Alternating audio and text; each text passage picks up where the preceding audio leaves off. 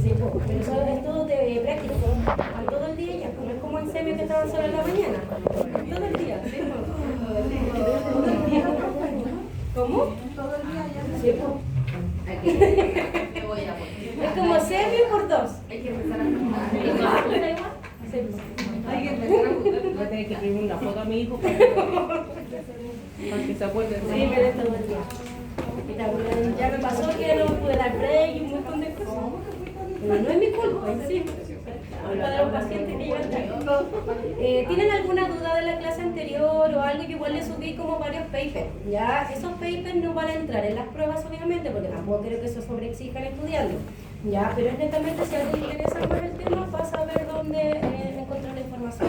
Voy a hacer lo mismo con la parte como dental y esofágica, ya porque al menos la parte dental, la verdad que en medicina felina es súper frecuente las patologías. Incluso lo hice como más largo eso en comparación al tema esofágico, porque el otro no es tan frecuente. ¿Ya? Entonces a mí me gusta, yo soy de la idea de que prefiero que no se les pase algo frecuente a que quizás descubran algo que, no sé, pues un gato en 100, ¿ya? Porque obviamente prefiero que sepan abordar adecuadamente esa otra situación, ¿ya? Entonces, por planificación, hoy día eran patologías dentales, esofágicas y gástricas. ¿Ya? Yo solo lo voy a hacer hasta esofágica. Permiso, buen día. Hola, buen día. Yo encuentro iguales mucho. Dígame. Y yo tengo una duda. En la clase anterior decía que se está estudiando el uso de antioxidantes en las enfermedades renales. ¿Es importante el omega 3? Sí, es que incluso el omega 3 ya tiene algunos estudios, ¿ya? Pero pasa que los estudios que existen realmente como muchas alteraciones inflamatorias crónicas. Por ejemplo, la enfermedad renal tiene un componente inflamatorio, el tema de la osteoartritis también en pacientes caninos y felinos también hay estudios, pero al final no es como lo más importante para. Ya incluso igual algunos nefrólogos utilizan harto el omega 3 en algunos casos. Por ejemplo, en estadio 1 sí. O sea, yo creo que debe incluir igual. Por ejemplo, hubo un estudio de osteoartritis en perros que determinaron como que suplementaron con omega un alimento y los pacientes mejoraron como, no sé, con la movilidad un poco, pero todas estas cosas igual quedan, al menos en el tema osteoarticular, queda un poquito como en duda porque muchas veces es asociada a cuestionarios que le hacen a los tutores. Porque al final los tutores son los que ven como más los cambios asociados como a todos estos fármacos en comparación con el veterinario en consulta. Y por ejemplo en gatos cuesta mucho más ver el tema osteoarticular porque los gatos en consulta no se mueven, los gatos no van a caminar como adecuadamente en comparación en la casa, y ahí lo que uno hace es solicita videos a los tutores. Así como grábenlo mientras está haciendo ciertas cosas para que nosotros vamos a evaluar.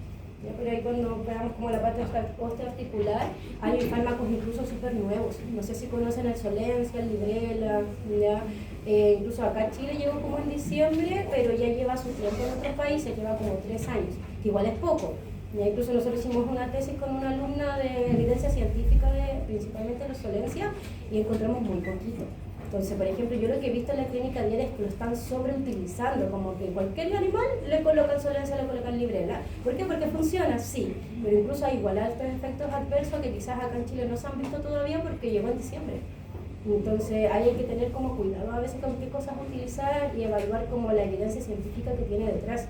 Es netamente, yo siento que es por un tema de que nosotros somos una profesión, quizás otras igual, estamos como muy predispuestas a que nos funen a un montón de factores. Entonces si tú tienes como, ya está esta evidencia que puedes tratar esto de esta forma, es como menos probable que el tutor como, bueno, igual el tutor es complicado, pero igual es como le vas a entregar la información de por qué tú utilizaste esto. Pero hay muchos fármacos, pues lo mismo que los alimentos, como les decía el otro día, pues hay mucha marca de alimentos, pero no todas tienen estudios científicos. Por ejemplo, Royal Canin es el que más tiene, Hills igual, pero Royal Canin hoy en día, como por los tipos de nutrientes que tienen, piensan que son malos. Pero a la vez, Royal Canin hace como estudios de ya, este pellet va a ser para solo braquicefálico, por ejemplo. Y es así, no sé si han visto como que hay para Pug, por ejemplo, para Yorkshire, porque tienen ciertas características como que les ayudan a ciertas especies y ciertas enfermedades que están más predispuestas. Entonces, todo tiene muchas veces su porqué. Pero los alimentos no tienen como esa alternativa de muchos estudios, ¿ya? Entonces, como les decía, vamos a comenzar con las enfermedades de la cavidad oral, ¿ya? En clínica diaria, la verdad, uno va a encontrar mucho, ¿ya? Por ejemplo, desde una simple gingivitis en un paciente hasta quizás gingivoestomatitis o enfermedades resortivas y esas cosas, ¿ya? Entonces, súper importante para ustedes que las sepan identificar, Porque las tres más comunes tienen ciertos signos característicos, la verdad, pero como a la observación de la cavidad oral, porque muchas veces los signos clínicos del paciente van a ser similares, ¿ya? Entonces, ¿por qué yo quiero que ustedes sepan esta parte? Incluso la daría harto, ¿ya? Es porque necesitamos saber identificar y necesitamos saber los pasos a seguir. ¿Y cuáles serían esos? Por ejemplo, los exámenes que ustedes van a solicitar, ¿ya? O, por ejemplo, hoy en día, como ya tenemos especialidades, obviamente derivar al odontólogo, ¿ya? Si en la clínica no tenemos como la infraestructura para hacer este tipo de, ¿cómo se llama?, el procedimiento, ¿ya? Entonces, en términos de las patologías bucales, como les decía, existen tres que son más frecuentes. Ya tenemos la enfermedad resortiva o enfermedad odontoclástica resortiva, ya que esa incluso es la que pasa como más desapercibida en los pacientes felinos. Después les voy a ir mostrando algunas fotitos que son como lesiones súper específicas, súper pequeñas, o sea, a muchos sí se nos puede pasar en la clínica diaria, ¿ya? Y un paciente con enfermedades dentales, ¿qué va a pasar? Es que no va a querer abrir la boca, no va a querer, por ejemplo, que nosotros manipulemos en exceso la zona, entonces puede ser más predispuesta a que nos muerda, ¿ya? O también, por ejemplo, a que sobre reaccione a la situación, y muchas veces tenemos que llevar a una evaluación dental bajo sedación en este tipo de pacientes. Ya no podemos, como en todos, hacer con facilidad el tema de la revisión de la cavidad bucal. Incluso, no sé si se acuerdan, en serio lo hacíamos súper rápido, porque a los gatos ya naturalmente les incomoda que uno revise la cavidad bucal, ¿ya? La otra alteración es la enfermedad periodontal y la gingivoestomatitis crónica felina. ¿Alguno ha visto alguno de estos cuadros clínicos en pacientes felinos? ¿Cuáles? Claro, esa es como la más frecuente, y las otras, las resortivas, como digo, pasan como más silenciosa, y la gingivoestomatitis se ve en cierto porcentaje pequeño de pacientes, pero es súper característica los signos clínicos que ustedes van a ver en esos pacientes, ¿ya? También se describe que existen los tumores orales, ¿ya? La ventaja es que los tumores orales son pequeña proporción de pacientes que lo pueden manifestar, pero la desventaja es que si ustedes ven un tumor oral, lo más probable es que sea maligno. Ya en comparación, incluso los perros también pasa. Ya, por ejemplo, no sé, por los papilomas no, los repulis tampoco, pero en sí, si ustedes ven un tumor en la boca de un gato, siempre hay que hacer exámenes complementarios para determinar si es maligno, ya, porque es muy probable que lo sea, como por literatura y por casuística. Los otros que, por ejemplo, en esta clase no vamos a ver, pero igual es importante que ustedes sepan, es que igual hay enfermedades dentales que el paciente nace con ellas. Ya, por ejemplo, que no cambien los dientes deciduos, lo que les conversaba yo en la clase pasada con el hipotiroidismo felino. Ya, si ustedes ven un paciente a los 8 o 9 meses, un paciente felino, obviamente, que no ha cambiado los dientes deciduos, que son los de leche, es raro. ¿Ya? Entonces, ¿qué hay que comenzar a hacer? Hay que empezar a hacer exámenes complementarios, porque el paciente ya a esa edad ya debería haber cambiado todos sus dientes, ¿ya? Por ejemplo, en comparación a los perros, no se tiende a generar mucho como retención de dientes y que le salga el otro, ¿ya? En general como que quedan los deciduos y no los cambian. Y ahí es importante como la semiología, pues saber identificar cuáles son dientes de leche y cuáles son dientes permanentes, ya que igual tiene ciertas características. Por ejemplo, los de leche son como más puntiagudos, son más rosaditos en su coloración, y en comparación ya los definitivos, que tienden a ser más romos, más blanquitos, y también están como más hacia adelante. No sé si han visto cuando los animales cambian los colmillos, ya que el colmillo deciduo o de leche está más hacia atrás, incluso queda como un hoyito y después obviamente ese hoyito se va a tapar, ¿ya? Entonces es importante siempre la parte semiológica, incluso en cualquier tipo de enfermedad. Si no sabemos lo normal, no vamos a saber cuándo está normal. Entonces, también, por ejemplo, los traumatismos maxilares o mandibulares, cuando los gatos se caen, ya es importante eso. Obviamente esta clase no estaba como en la planificación, pero para que lo tengan en consideración, ya hay uno que tiene que hacer, es obviamente revisar la cavidad bucal, pero también solicitar radiografías principalmente del cráneo, ¿ya? Y tenemos otras alteraciones, principalmente, por ejemplo, asociadas a que tienen mala oclusión dental. No sé si lo han visto en gatos, que igual existe, pero es cuando, por ejemplo, la maxila está más adelante que la mandíbula, es como en los perros. En los perros uno lo tiende a ver más, ¿ya? En el pasado como que se llamaba bragignatismo, prognatismo, pero hoy en día se llama mala oclusión dental tipo 1, tipo 2 o tipo 3, ¿ya? Tampoco es parte de la clase, pero para que lo tengan en consideración. Por ejemplo, si ustedes llegan a la primera consulta a un paciente que tiene mala oclusión, quizás no va a ser nada terrible, pero sí va a generar mayor consecuencia. ¿A qué me refiero con eso? Los dientes deben tener una posición exacta, ¿ya? Si esos dientes cambian la posición, el paciente va a tener más predisposición a problemas dentales. ¿Por qué? Porque se va a acumular más sarro dentro dental. Incluso, por ejemplo, en perros, cuando tienen demasiado prognatismo, por ejemplo, se le empiezan a acumular pelos, es como bien incómoda la situación. Y lo otro que tienen más sarro de lo que deberían a la edad que tienen. ¿Ya? Y lamentablemente los perros chicos y los gatos, que obviamente son como más tamaño estándar en comparación obviamente que tenemos como razas más grandes como el Maine Coon, nosotros vamos a ver más problemas dentales. Entonces, al igual que en la clase pasada yo les decía que hay que comenzar a sociabilizar al paciente como manejos que le van a incomodar, y entre esos manejos está el cepillado dental. Ya, por ejemplo, cuando a mí me llega a consulta un perro pequeño o un gato, sea el gato que sea, yo le digo al tutor, hola, que tiene que como que acostumbrarlo a la situación. En los gatos cuesta más, lamentablemente, no es como en un perro que se va a adaptar más, pero hay gatos que si tú los haces de buena forma, la verdad muchos se adaptan con mucha facilidad, ¿ya? Pero recuerden que igual es súper individual como captan las cosas ellos, ¿ya? Y lo otro importante es que naturalmente los gatos, al igual que incluso los humanos, los perros, tienen muchas bacterias en la boca, ¿ya? Tienen bacterias anaeróbicas y aeróbicas principalmente. Y lo otro es que, por ejemplo, también, a diferencia de otras especies, hay ciertos virus que están como comprometidos con estos cuadros, ¿ya? Por ejemplo, la leucemia viral felina, la inmunodeficiencia viral felina y el calicivirus, ¿ya? Y si nosotros pensamos en casuística como de acá de Chile, nosotros tenemos mucho de todas estas patologías, ¿ya? Porque, por ejemplo, ahora, desde el 2024, aunque ya lleva como 3 o 4 años que era obligatoria, la vacuna de la leucemia es obligatoria por la WhatsApp. No sé si alguien ya ha visto como estas directrices nuevas, ¿ya?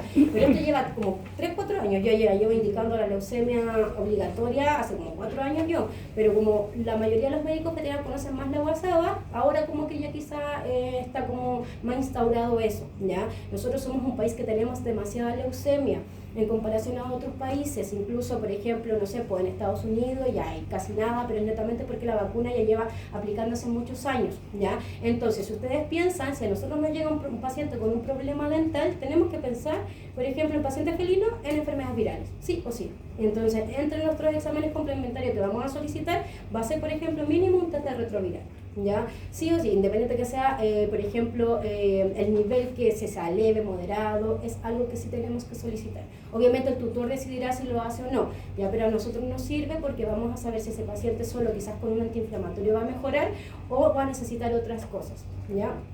Entonces, como les decía, vamos a comenzar primero con la enfermedad resortiva. Ya acá en las clases puede decir resortiva o reabsortiva, ya que es exactamente lo mismo, solo que va cambiando por la literatura que uno lea. Ya se supone que como actualmente ahora es más resortiva, pero si yo les coloco en la prueba una u otra palabra, es lo mismo, ya para que no se vayan a confundir así como la van a colocar como que no es netamente por la palabra, ¿ya? Entonces, esta enfermedad resortiva odontoclástica hace muchos años ya se comenzó a descubrir, ¿ya? Y es asociada principalmente a las estructuras mineralizadas del diente, ¿ya? Entonces, por ejemplo, la incidencia de esta patología igual es alta, va a depender obviamente de muchos factores, pero es entre un 25 y un 75% que los pacientes la manifiestan. Y esta es la que yo les comentaba que tiende a ser como más silenciosa para uno como clínico, ¿ya? Ahí después les voy a explicar el porqué, ¿ya? Entonces, este tipo de alteración es asociada, como les decía, a un ataque de los odontoclastos que como que destruye el tejido, pero principalmente el tejido mineralizado del diente, ¿ya? Tienen que haber ciertas condiciones para que se genere, porque no siempre se va a generar esta alteración, ¿ya? Y se puede generar una resorción que es externa, que comienza como a atacar la raíz dental, y después una resorción interna que comienza como ya a dañar el canal pulpar, que son como distintas estructuras del diente. No sé si se recuerdan anatómicamente como las partes de un diente, ¿no? ¿Sí? Ya que son hartas, la verdad, son muchas, porque el tema de la odontología es todo un tema, ¿ya? Entonces quizás después la diapo, porque ahora no lo puse, les puedo colocar como una imagen de las piezas, o sea, como de la estructura dental, para que ustedes cuando vayan estudiando la clase vayan entendiendo dónde se ataca, ¿ya? Porque así se les puede hacer un poco más fácil, ¿ya? Entonces, la etiología, la verdad, como exacta, hoy en día se desconoce, como que no sabemos ya, es quizás esta es la razón o eso, esta otra, como en comparación quizás a otras patologías, ¿ya? Pero se describe que igual puede ser asociado a un exceso de consumo de vitamina D en la dieta, ¿ya? Incluso se hizo un estudio, que acá sale el detalle, se tomaron como muestras sanguíneas de muchos pacientes felinos que presentaban lesiones dentales, principalmente lesiones resortivas, y se determinó que ellos presentaban mayor concentración del metabolito que, por ejemplo, uno evalúa la concentración de vitamina D, tanto que la endógena, por ejemplo, de los pacientes, o sea, sí, y la exógena asociada al consumo de comida, y se determinó que los pacientes que tenían las lesiones tenían mayores de este metabolito en comparación a los que no tenían la lesión, ¿ya? Entonces puede haber como una correlación con eso, pero tampoco es algo como que está estrictamente estipulado, ¿ya? También otra literatura indica que puede ser sobrecarga oclusal, lo que yo les decía al inicio. Los pacientes si presentan, por ejemplo, maloclusión dental, se describe que puede generar un mayor como peso o una inadecuada como mordida y puede generar microfracturas, ¿ya? Esas microfracturas, que obviamente para nosotros no son visibles, ¿ya? Pueden generar que se genere una mayor componente inflamatorio en el diente y haga algún efecto y que los odontoclastos puedan comenzar a destruir ese tejido, ¿ya? Y como les decía, sin embargo, la verdad que no está como claro la etiología específica del cuadro, ¿ya? Pero es importante saber que puede ser por la dieta o puede ser como por alteraciones anatómicas. Entonces ahí es importante, por ejemplo, si a nosotros en la clínica nos llega un gato con maloclusión dental, quizás tenemos que explicarle al tutor que pucha, una vez al año lo lleva al veterinario y le revisen, por ejemplo, la cavidad bucal. Y más, si por ejemplo tiene signología asociada a cavidad oral, tenemos que hacer quizás radiografías intraorales, ¿ya? No todos los lugares tienen, pero la ventaja es que hoy en día hay muchos especialistas. Entonces, quienes se dedican a odontología, ellos tienen sus propios aparatos, son incluso unas cosas muy chiquititas para tomar las muestras, ¿ya? Entonces, en relación a fisiopatología, es asociada principalmente a citoquinas, ¿ya? Pero estas citoquinas las debes activar un efecto en el diente, ¿ya? Por ejemplo, como yo les decía, este tipo de lesiones se generan asociadas a, por ejemplo, principalmente al tejido mineralizado del diente, ¿ya? Pero generalmente el tejido mineralizado está cubierto por algunas estructuras. Esas estructuras son principalmente el cemento del diente y los ligamentos periodontales, que son los de afuera, ¿ya? Entonces, por eso no todo como paciente va a generar estas alteraciones, porque necesitamos que estas estructuras estén dañadas, ya para que después unos estímulos inmunológicos generen que los odontoclastos comiencen a destruir estos tejidos, que están como, ya no están protegidos, ¿ya? Entonces, por ejemplo, existen dos factores, como les decía, que es la pérdida de estas estructuras protectoras, pero a la vez también debe haber un estímulo que genere este aumento de citoquinas proinflamatorias, ¿ya? Y la resorción, como ya les había dicho antes, se genera netamente en los tejidos mineralizados de la raíz, ¿ya? No en cualquier parte, digo. ¿Son citoquinas o citocinas? Es lo mismo, se puede decir de ambas formas, sí, se escribe también con Q incluso, así que da lo mismo. ¿Ya? Y lo otro que, por ejemplo, se hizo un estudio de varios gatos que tenían esta alteración y muchos se determinó que también tenían enfermedades periodontales, ¿ya? Entonces puede ser también quizás algo asociado, pero hay que recordar que la enfermedad periodontal está asociada a la placa bacteriana y también a inflamación. Entonces al final es como netamente algo inflamatorio que está generando que se destruyen estos tejidos que son de protección y que se va a generar la lesión, ¿ya? Entonces, en relación a los signos clínicos, quizás voy a repetir mucho, la verdad, dependiendo de la patología, porque generan signología clínica similar, ¿ya? Cuando uno ve al paciente, y lo que a mí me importa que ustedes queden es como con la signología para que después cuando les llegue van a saber, ya tengo que hacer esto y esto otro, ¿ya? Entonces, la resorción dental es una condición que principalmente se da en animales más grandes, ¿ya? Por ejemplo, entre 4 a 6 años, generalmente no se va a dar en pacientes pequeños, por ejemplo, en un gato de, no sé, 2 meses y medio. ¿Ustedes la encontrarían? No. Ya, ¿por qué motivo? ¿Por qué creen? Por ejemplo, los incisivos, a los 2 meses y medio. Exacto, sí, porque, por ejemplo, es en dientes permanentes esta lesión, ¿ya? Por ende, ahí ya sabemos que va a haber cierto rango de edad que nosotros no la vamos a encontrar nunca como en gatitos pequeños. Incluso hay otras patologías que sí se dan en gatos pequeños, entonces si las observamos, vamos a ver, ya, es esto y no es todo, ¿ya? Y los dientes como más afectados tienden a ser los tercer premolares, ¿ya? Entonces también lo mismo, si lo ven en cierta zona, lo ven de ciertas características, que les voy a mostrar una foto después, van a saber que quizás es esta condición y no otra, ¿ya? Incluso todas las fotos que encontré de las lesiones, todas eran en el tercer premolar, ya no había ninguna que se puede generar en otros dientes, pero es más frecuente en esa pieza dental.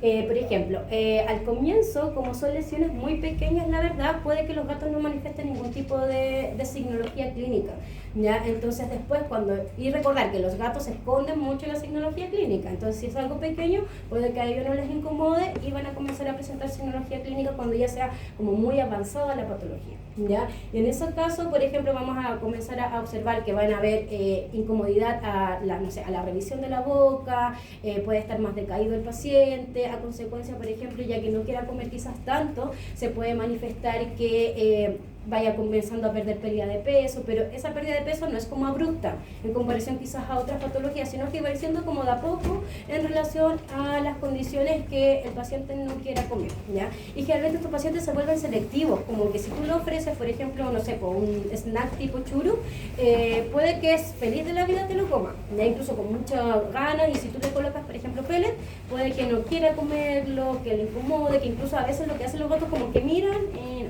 no quieren. Pero es netamente porque ellos van a asociar que eso les duele, entonces al masticar les duele y ellos van a evitarlo netamente. No es porque no tengan hambre, ¿ya? Hay en consulta que uno puede hacer, por ejemplo, los tutores siempre llegan con la idea de mi gato no ha comido nada en 10 y el gato está vivo y no está histérico, por ejemplo. Yo digo, ya es raro. Lo primero que hago es darle un dulce, por ejemplo, y se lo devora. Entonces debe haber otra condición, que por ejemplo le están dando el mismo pellet de siempre y el gato no va a pescar obviamente si está un poquito como más decaído. Entonces hay que ir haciendo como ciertas estrategias en la consulta para que el tutor vea que no está tan complicada quizás la situación, ¿ya? Porque un gato que lo come en 3 días es algo peligroso. No es como, yo no le voy a tirar al tutor si no ha comido nada. Es poco probable, ¿ya? Y semiológicamente, si uno, por ejemplo, en la palpación encuentra que tienen fecas en el colon, también vamos a decir, obviamente sí comió, pero quizá el tutor no lo ve, ¿ya? Porque recuerden que los gatos igual tienden a esconderse muchas veces para hacer ciertas cosas. Por ejemplo, cuando los gatos tienen prurito, que los perros uno lo ve, así como que el perro se rasca, el gato se esconde para rascarse, ¿ya? Entonces es un poquito como más complicado a veces ver como ciertas alteraciones, ¿ya? ¿Cómo? ¿Verdad? ¿Y Sí, nunca mi gato sí, que los gatos en general se esconden cuando tienen como patologías. En la realidad, el perro no, el perro lo demuestra, todo. Por eso es más fácil siempre como manejar como signos clínicos en perro, ¿ya? Entonces, asociadas a estas mismas alteraciones, vamos a tener, por ejemplo, mal olor en la cavidad bucal, que el tutor te puede decir, pucha, ¿sabes qué? Está raro mi gato y tiene mal olor, yo creo que le viene de adentro, dice. Por ejemplo, ayer mismo tuvimos un caso, yo creo que viene de adentro de la guatita, dice, no, y de la boca, la verdad, muchas veces, ¿ya? Y en perros chicos es muy predispuesto también, pero tienen otro tipo de patología, ¿ya?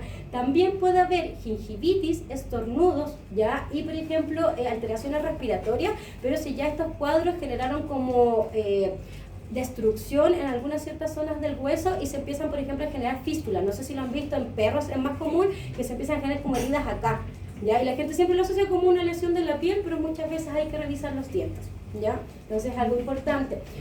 Digo, ¿habrá algún signo que sea como muy característico? Escucha, es que la verdad es que entre las tres patologías comunes, no. Es como muchas veces el dolor oral es como lo más común, pero los gatos tampoco lo manifiestan inmediatamente. Lo otro puede ser la cialorrea, ya que empiezan como a salivar más, que se acumule más y la saliva se vuelva como más densa. Y el mal olor. Pero no hay nada así como que aparezca el cuadro clínico y tú lo veas, no sé, a la primera o la segunda semana. Generalmente pasa mucho más tiempo. Esa es como la desventaja también de estos cuadros, ¿ya? Entonces tenemos que fijarnos más como cómo se comporta el gato en casa, más que muchas veces cómo está en la consulta. Y también pueden haber, por ejemplo, movimientos repetitivos de la mandíbula, ¿ya? Por ejemplo, que están comiendo, así como de lo más bien, y de la nada empiezan como a mover mucho la boca. No sé si alguna vez han visto eso, sí. ¿Ya? Y es netamente eso es asociado a dolor, porque le está incomodando lo que está haciendo, ¿ya? Y por ejemplo, ya cuando son lesiones más avanzadas, recuerden que es como si los odontoclastos sacaran como un pedacito de este diente, ¿ya? Entonces cuando empiezan a haber como situaciones inflamatorias, el mismo cuerpo comienza a generarse empiezan a generarse tejidos de granulación como para tapar esa lesión, ¿ya? Entonces ahí es cuando se genera el cuadro clínico, que por ejemplo se ve como una manchita roja, ¿ya? La lesión es eso, no es más que eso, la verdad. Si ustedes ven, puede pasar desapercibida, porque la boca de un gato ya es pequeña, los dientes de un gato son súper pequeñitos, entonces obviamente esto está ya maxificado, pero en general a ustedes les va a costar quizás identificar este tipo de lesión, ¿ya? Entonces, aparte de eso, como les decía, puede empezar a generarse este cuadro inflamatorio que se va a ver como de esta forma, como una mancha hiperémica, principalmente a nivel de la corona. ¿Ya? Recuerden que está la raíz y está la corona. Y la desventaja del tema dental, que nosotros lo que alcanzamos a ver como del diente en general es un tercio, ya vemos muy poquito, y la raíz es gran cantidad del diente, ya por eso no es como tan fácil llegar y sacar un diente, ya por eso hay que hacerlo como con instrumental adecuado, hay que tener como radiografías intraorales previas al procedimiento y posterior, ya porque mucha gente tiene como arraigado que el destartraje es súper simple, la verdad, que lo puede hacer cualquiera y que la extracción de piezas dentales igual. La verdad es que no es tan así, ¿ya? La idea es que ustedes a futuro, si van a hacer algo, lo hagan lo mejor posible. Y no deberían quedar, por ejemplo, restos radiculares en la mayoría de las patologías, ¿ya? Lo otro es que, por ejemplo, las coronas, que son la parte de arriba del diente, ya si se comienza a generar un daño a nivel de la raíz, se pueden fracturar también. Es más fácil que ese diente se fracture, ¿ya? Entonces también puede ser como un signo clínico que quizás después veamos, no sé, en un momento de la historia clínica este paciente fue al veterinario por algún problema dental y después vemos que ese diente ya está fracturado. Entonces que hay que solicitar muchas veces radiografías intraorales para evaluar cómo está el componente del diente, que sería corona y raíz obviamente, ¿ya?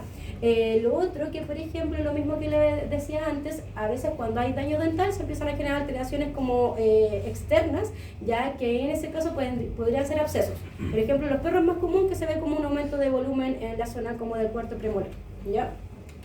Y también osteomielitis obviamente asociada porque esto genera daño en los huesos, ¿ya?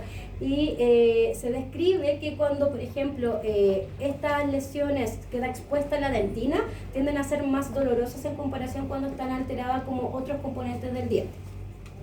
Entonces, como les decía acá, se ve de esa forma, ¿ya? Y el tercer premolar es como el más común que se va a afectar.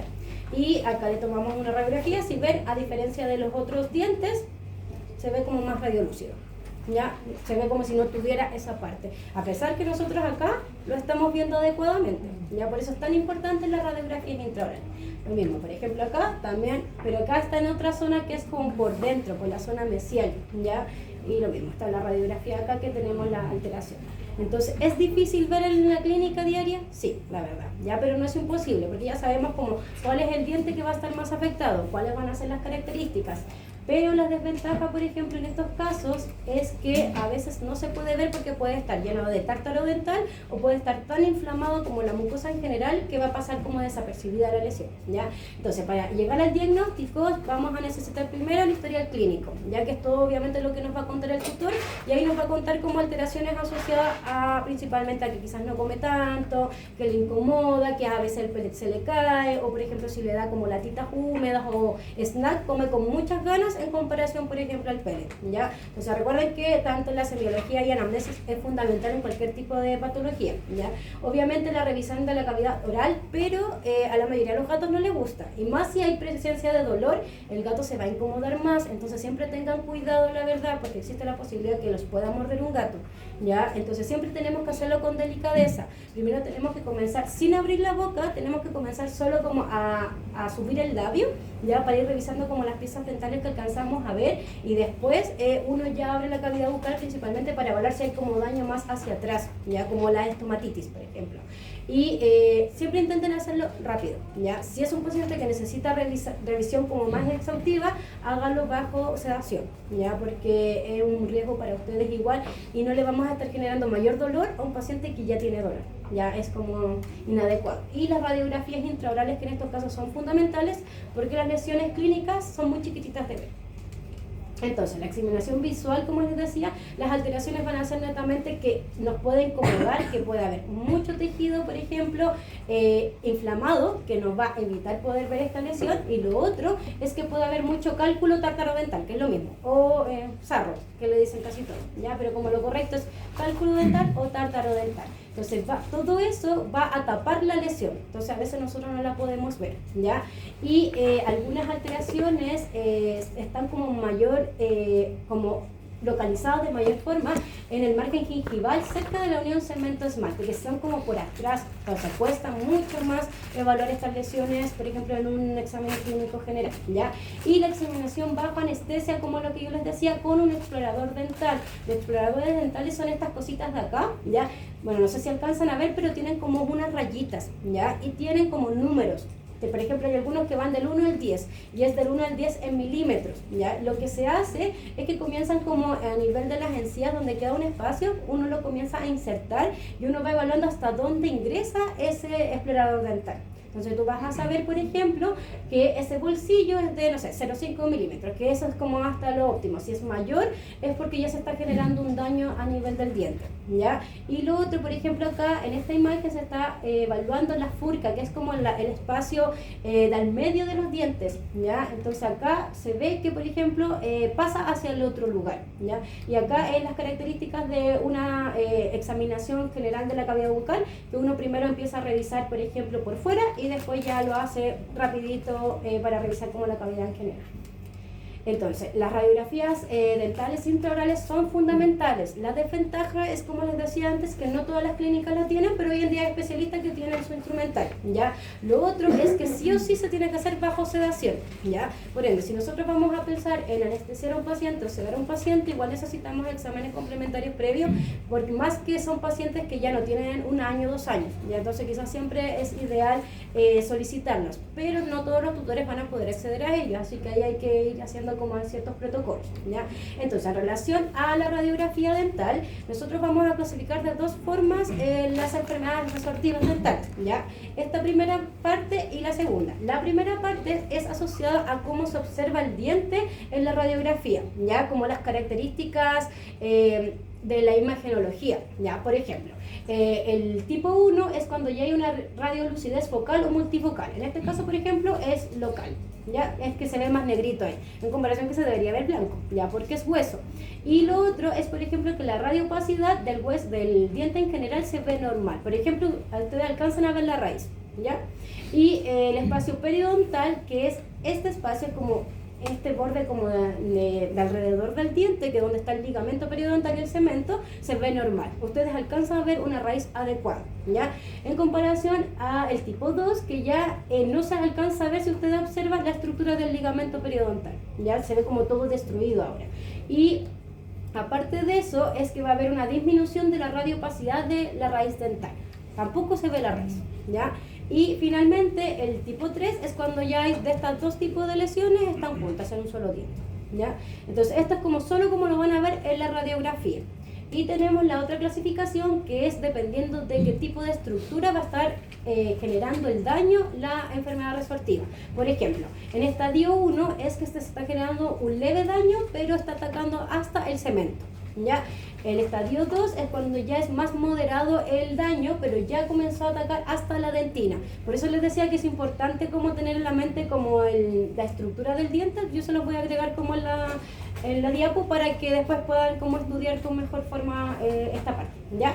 Y el estadio 3 es cuando ya comienza a ser más extenso y genera daño en el canal pulpar, ¿ya? Y obviamente todo lo otro porque va desde afuera hacia adentro generando el daño, ¿ya? Al final tenemos el estadio 4, que es un daño ya mucho más extenso y más profundo, y este se divide en 4 subdivisiones, ¿ya? Tenemos la división A, que es el daño tanto en la corona y en la raíz, lo van a ver de la misma forma, ¿ya? La B es cuando la corona está más dañada que la raíz, y la C es cuando la raíz está más dañada que la corona, ¿ya? Y en el estadio 5 es cuando ya van a observar como un daño ya más general del diente y van a empezar a quedar remanentes radiculares. Y acá se van viendo, por ejemplo, si ustedes ven, van perdiendo como la capacidad de visualizar la raíz, ya que al final es la raíz en la que se generan estos daños. Y la histopatología se describe que al comienzo este tipo de enfermedades no tienen como una histopatología de inflamación, pero después sí se empieza a generar y empieza a generarse como reemplazo de este hueso que ya se destruyó, entonces pueden haber incluso hasta anquilosis ya de los dientes. Entonces aquí no sé cuál de las dos en la diapo les sale, porque como es el cambio... ¿Esa? Ya, esa está más completa. Ya la otra sale lo mismo, pero esta está mucho más completa. Entonces, en relación al tratamiento se describen igual varios, pero hay uno que es el más específico y es el que uno debería utilizar, ¿ya? Por ejemplo, se describe que podríamos restaurar el diente, pero la verdad hay lesiones que están tan avanzadas que no nos va a servir mucho restaurar, ¿ya? Tenemos también que el tratamiento con flúor en los humanos sirve porque se describe que es como una patología similar como a las caries en los humanos, ¿ya? Incluso como que las características clínicas también se observa así, pero tampoco hay estudios como tan detallados que nos digan ya, sí, nos va a servir para el paciente aplicar algo con flúor, ¿ya? Y las terapias con láser tampoco se indican netamente porque puede haber muchas complicaciones asociadas a ello y no va a evitar como que se siga generando el daño en el diente, ¿ya? Y entonces la más importante es la exodoncia, que es la extracción dental de la pieza afectada, ¿ya? En comparación, por ejemplo, la gingivoestomatitis, que se hace como una extracción completa, acá en este caso uno necesita sí o sí radiografías dentales para ver cuál es la lesionada, para ver qué tipo es la lesión que se está generando y para poder retirar ese diente. No vamos a retirar todos los dientes, ¿ya? Entonces, en los restos radiculares que no presentan como alteraciones periapicales pueden quedarse, ya como porque se describe que uno nunca debería dejar raíces radiculares, pero en este caso en la literatura encontré en varias partes que decía que tú podías dejarla, ya, pero podía generar mayores problemas a futuro en el paciente, por ejemplo inflamaciones, incomodidad. Entonces al final lo ideal es extraerla completa, que es lo óptimo, ¿ya?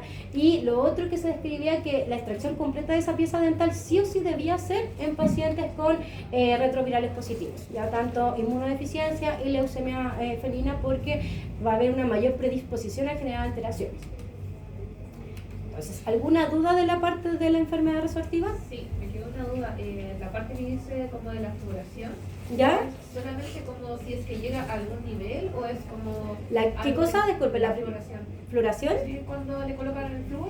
Ah, ya. Esa es la floración. O bien hacer directamente como la exodoncia. Es que, por ejemplo, claro, lo que yo comencé a leer es que se describe como en un estudio, pero la verdad es muy poco, entonces al final es mejor siempre la exodoncia.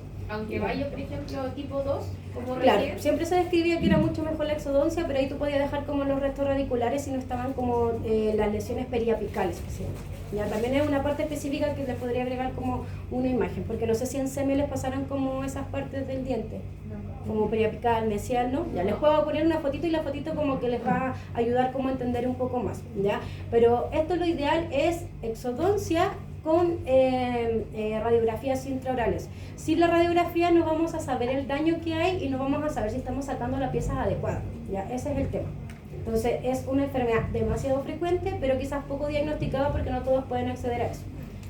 Entonces vamos a seguir con la siguiente. ¿Cómo vamos? ¿Vamos bien? Sí, faltan Sí, ya. Entonces me avisan. Ya, la enfermedad periodontal se describe incluso que es una de las patologías más frecuentes, incluso la que uno visualmente alcanza a ver más, ¿ya? En comparación a la anterior. Entonces, esta puede ser desde pacientes mayores a 3 años hasta obviamente mucho más avanzada en edad porque, como les decía, no presentan signos clínicos tan específicos, ¿ya? Entonces, esta, a diferencia de la anterior, que era una destrucción del tejido mineralizado, esta es una inflamación o infección del tejido periodontal, ¿ya? Esta inflamación e infección es asociada principalmente a la placa bacteriana, ¿ya? Que, como yo les dije anteriormente, todos los animales, incluso nosotros los humanos, tenemos muchas bacterias en la boca, ¿ya? A diferencia de los animales, nosotros no cepillamos los dientes, entonces constantemente estamos como disminuyendo la carga bacteriana. Pero los animales no es como un procedimiento que constantemente los tutores hagan en casa, ¿ya? Por ende, la carga bacteriana va a seguir aumentando y va a generar mayores alteraciones. Entonces, como les decía, es una respuesta inflamatoria a la placa bacteriana que naturalmente va a estar en la boca, ¿ya? Y también la reacción de ese huésped, que sería de ese animal, a este tipo de inflamación. Este tipo de patologías, por ejemplo en perros está bien, y en humanos está bien estudiado que genera alteraciones en otro tipo de órganos. Por ejemplo, un paciente canino muy pequeñito que tenga problemas dental, nosotros quizás, y es de una edad avanzada, hay que pedir quizás interconsulta con el cardiólogo, ¿ya? ¿Por qué? Porque una de las patologías que pueden más generar el tema de las bacterias que están en la boca, van hacia el torrente sanguíneo y van migrando hacia otros órganos y principalmente migran hacia el corazón y generan una endocarditis bacteriana, ¿ya? Incluso en pacientes caninos es más frecuente que en felinos.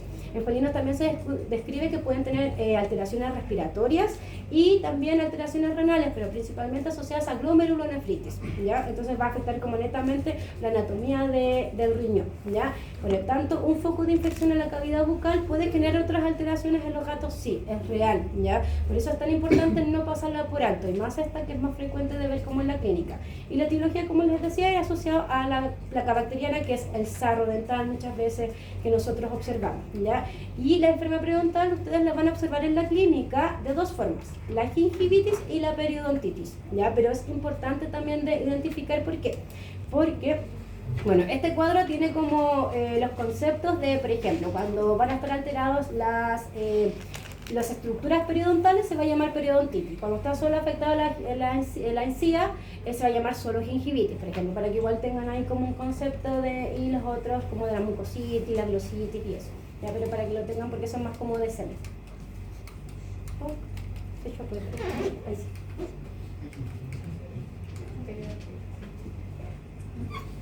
Ya. Entonces acá los signos clínicos para ambas, tanto de la presentación de gingivitis o periodontitis, van a ser similares. Incluso son como similares a las anteriores porque generan lo mismo, ¿ya? Puede ser, por ejemplo, mal olor en la boca, cálculo dental, obviamente, tártaro dental o sarro dental. Ya puede haber, por ejemplo, que el paciente a veces haya más anorrea, que le incomode comer. Lo otro, por ejemplo, que a veces la saliva pueda salir con sangre, el mismo pellet, que ustedes pueden ver restos de sangre, así como a veces pintitas en el piso o cerca del pocillo de comida. Ya lo otro que, por ejemplo, obviamente sangrado gingival, como les decía, y también que los dientes estén sueltos. ¿Ya? ¿Por qué? Porque muchas veces hay tanto tártaro dental que incluso, no sé si han visto alguna vez un testartraje en perros, que es más común. Tú haces el testartraje y ese diente se va porque está solo sostenido por el tártaro dental, ¿ya? Y la descarga nasal, si ya hay como daño más severo y que está generando como más alteraciones clínicas. ¿Por qué se puede generar descarga nasal? Porque ya hay comunicación entre la cavidad oral y la cavidad nasal. Entonces, la gingivitis, a diferencia de la periodontitis, es reversible. ¿Qué quiere decir eso? Que nosotros la podemos mejorar y puede desaparecer, ¿ya? Por eso es importante como atacarla desde el inicio. Y afecta solamente a las encías. ¿Ya? Si ustedes ven acá, está afectando solo a las encías y no está afectando como a otras zonas, ¿ya? Y también puede generar que empiece a generar bolsillos como periodontales y empieza a generar ahí alteración, acumulación incluso de comida, acumulación del tártaro dental en esa zona también, ¿ya? Y lo que ocurre en esta zona es que empieza a haber como un cambio en el tipo de bacterias que va a haber en el diente, ¿ya? Naturalmente vamos a tener una flora bacteriana gram positiva y que después va a pasar a gram negativa, pero anaeróbica, ¿ya? Incluso por eso los perros chicos y los perros, por ejemplo, los gatos pequeños y los perros chicos son más predispuestos que las razas grandes a problemas dentales, ¿ya? ¿Por qué? Porque los otros tienen una boca muy grande, entonces entra como más oxígeno, las bacterias no cambian tanto como en este espectro en comparación a los perros pequeños, que las boquitas son miniaturas, ¿ya? Y los dientes también son más pequeños. Entonces, como al final es algo anatómico que están predispuestos y un tema obviamente fisiológico. Entonces, en relación a la gingivitis, que incluso es lo que uno más va a ver en las clínicas, por ejemplo, en gatos pequeños, en gatos cuando van a vacuna, entonces hay cosas que nosotros sí vamos a tener que indicarles al tutor, ¿ya? Existen dos tipos de gingivitis que tenemos, por ejemplo, la gingivitis hiperplásica juvenil, ya que en este caso, en esta imagen se ve un gatito pequeño, Maine Coon, ¿ya? Que si ustedes observan, aparte de gingivitis, que es solo la coloración roja, también está más inflamada la zona, ¿ya? Por ende hay una hiperplasia de la encía y es asociada como al recambio de los dientes deciduos, ¿ya? Entonces, si a nosotros nos llega un gatito pequeño con esto, quizás no nos vamos a alertar tanto en comparación a un paciente que ya sea adulto, porque vamos a saber que está asociada al recambio de los dientes, ¿ya? Y también tenemos la hiperplasia gingival, que es causada por ciertos fármacos, ¿ya? ¿Qué fármacos lo pueden generar? Por ejemplo, los bloqueadores de calcio, ¿ya? Por ejemplo, en este caso, este era un paciente que tenía una enfermedad renal crónica, en el cual tenía a consecuencia de eso una hipertensión arterial y que se comenzó a administrar amlodipino, ya que incluso es el fármaco de elección cuando ustedes tienen un gato hipertenso, ¿ya? Tenemos que comenzar con, a diferencia por ejemplo de los perros, que es enalapril o benacepril, nosotros debemos utilizar con amlodipino en gatos, ¿ya? Entonces, a este gato comenzó con el tratamiento y comenzó a generarse una hiperplasia gingival, ¿ya? Y cuál sería obviamente el tratamiento de eso, es cortar el fármaco que sería el amlodipino en este caso, ¿ya? Por ejemplo, ahí es importante explicarle al tutor, si ustedes van a dejar ese fármaco, siempre explicarle los posibles efectos adversos que pueden estar. ¿Por qué? Porque si se generan, el tutor va a saber ya, tengo que ir, obviamente porque es algo importante, no lo van a dejar de estar muchas veces. Obviamente hay tutores que les va a dar lo mismo, pero siempre es importante entregar como la mayor información.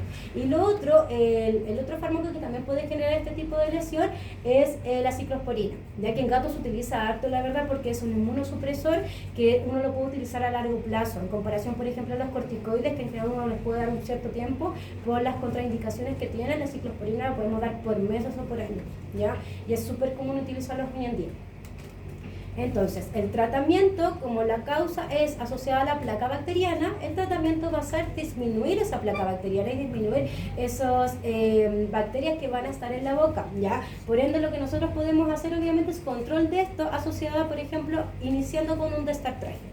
Ya lo correcto es como un procedimiento periodontal, ya, porque eso quiere decir que no va a llevar solo como extraer el sarro, sino que van a pulir el diente y van a hacer otra, incluso le aplican como algunas sustancias para mejorar como la calidad del diente. Entonces no es solo el destartraje, por ejemplo, que uno ve de, no sé, 30.000 pesos, ya.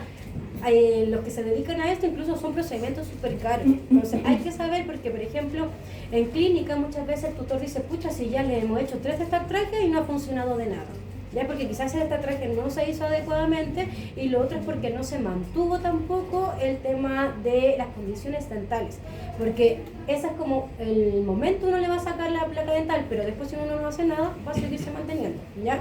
Y lo otro importante es que, por ejemplo, acá no los agregué, pero hoy en día hay productos que son bastante buenos para el tema de bajar la carga bacteriana en la boca de los pacientes.